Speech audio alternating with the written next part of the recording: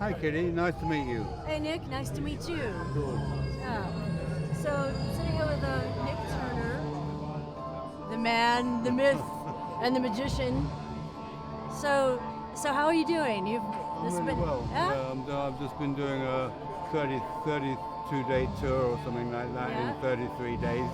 So a little time off. We've been sleeping on people's floors, and but it's been very good. The gigs have been great. We've had a lot of really very enthusiastic audiences.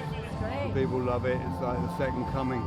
But there's a lot of people that have seen me before, and they're very excited about it, and they just love it, and they're very thankful for me to be playing in some of these places, and I'm very happy to be here. So have you been also hitting some obscure locations as well? Really, Saskatoon. Oh my God! Wow. Places like that, some places like that. I don't know. I don't remember most of the names of the places. Sure. So how long have you been working with your current band? My current band. Well, I started working with them last year. I was introduced to them, and I went into a recording studio with them to make an album, which was the Space Gypsy album on the Cleopatra Records. And while I was there, we played at the South by Southwest Festival, and then we also played at the Echoplex in Los Angeles. Yep. And but we had a different bass player then. We had a guy called Jeff Buchinini, who used to play in a band called Chelsea. So this other bass player is a friend of Nicky Garrett, the guitarist that used to play in UK Subs. Right. So how did you hook up with Nicky? Well, through the record company, really. They invited me to come over and make a record, and they had a band already prepared for me. Yeah. So the guys were all very happy to be doing it. They're all sort of like fans of Hawk. They all grew up on Hawkwind as well. Yeah. That helps probably. Yeah. So I came here to perpetuate the legend. And so he's kind of become like a real collaborator. Yeah, he's got his own band, Hebersleden. That's the band that's. Right. I think they might be playing now. And they've got a couple of albums out, and they're a very interesting band. Completely different from the stuff they're doing with me. Yeah. I think they're more like jazz fusion, tending towards, but quite rocky as well. So it's quite interesting music. Yeah. But that works pretty well with what you already do. I mean, you're a sax player, and you know. Well, I'm performing with them later on in the evening, and we're performing some of the original Space Ritual material, which I wrote quite a lot of the songs myself, and we're sort of recreating that, but a modern version of it, because it's all modern musicians who are, who are not the guys that were playing it in 1973 or 4. Sure. So this is your second U.S. tour in the last. You were just on tour last year. Yeah. Then I came back after I went back to Britain, and then I came back and did a tour last autumn with these guys. Yeah. The guys I'm touring with now. Or with we didn't have a violinist. We've got a violinist now named Ariana, who's playing with us. I think she adds a lot to it. Really, she's very glamorous, and she's a very nice girl, and she's a brilliant violinist.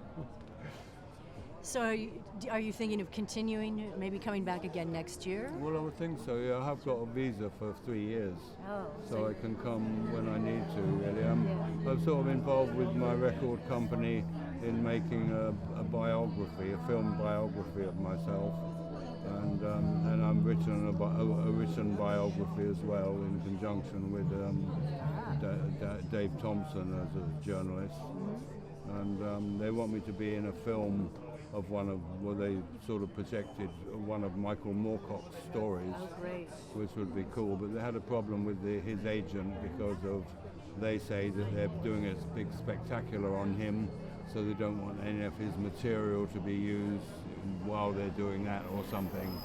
I don't know if they're. I mean, Mike's very amenable. I emailed him the other day, and he's going to do some vocal poetry on the album. When I finish this tour, I'm going back to San Francisco to do an album with these guys. So we're getting Michael Moorcock on it. We're also getting Robert Calvert's granddaughter. Really? Maya Constantine, yeah, Calvert. And what is she going to be playing? She's got a really nice voice. Oh, great. So I think, well, she's offered herself, and I think, well, Robert Calvert was a very good friend, and I knew him for years. We grew up together, and he was a very beneficial influence to Hawkwind. He created the success to a very large degree. He wrote the songs.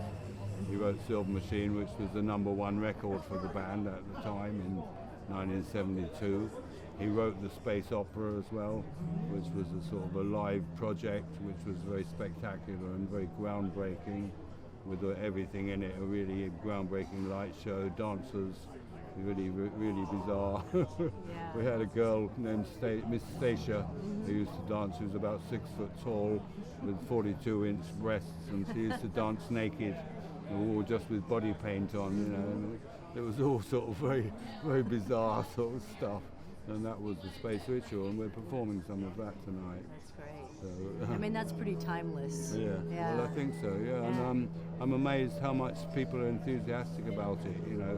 I mean, to me, it was something I did then, and then I moved on. I play in a band where I play a lot of funk and Latin jazz and rock and roll. I play in a band that plays my whole catalogue. Yeah. So it plays space rock as well, and I put together another show.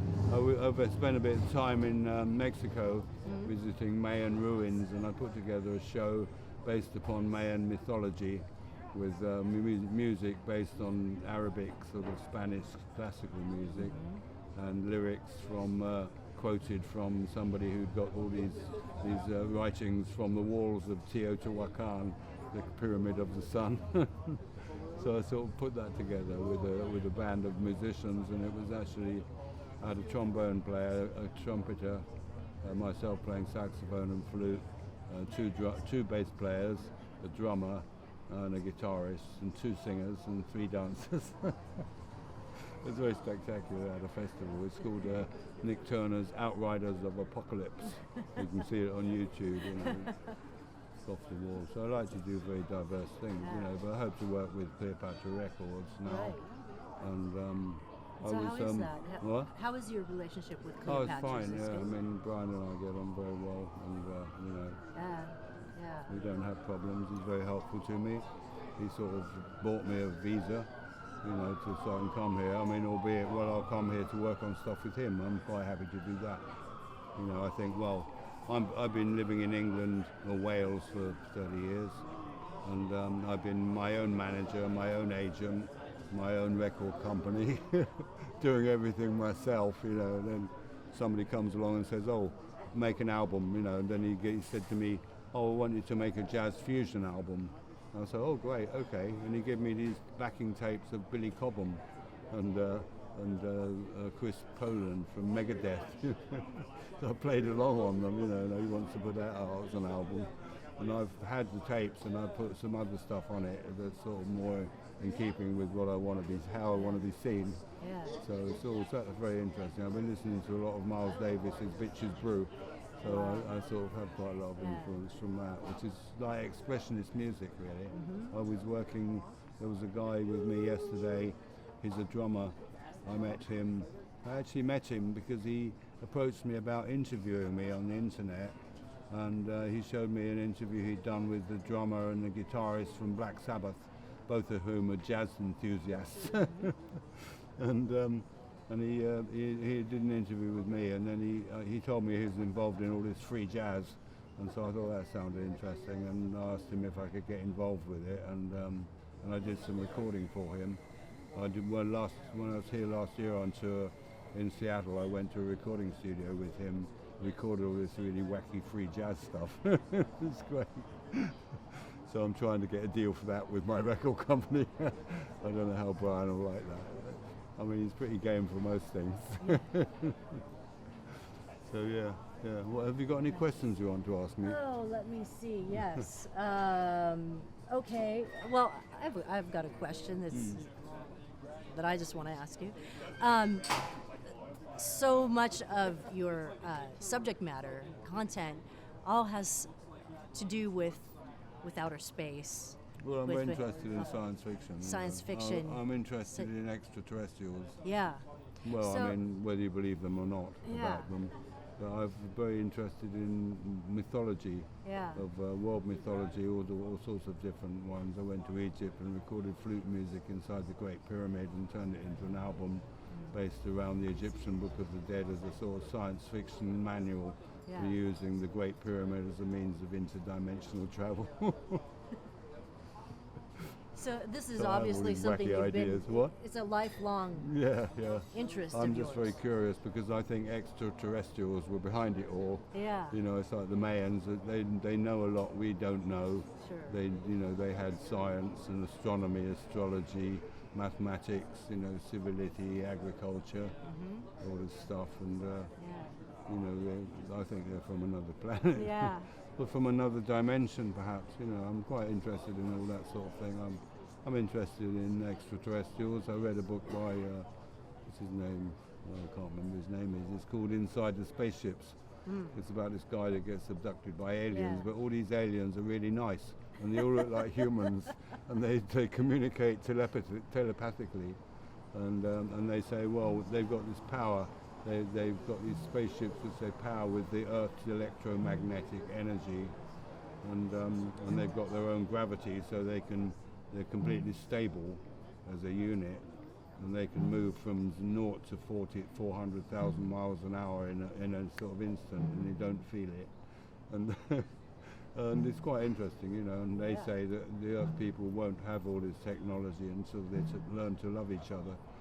So, and I sort of take that sort of attitude in what I do. Yeah. I like my gigs to be like healing experiences Yeah. for people, Right. and for them to have a really good time and, be energized.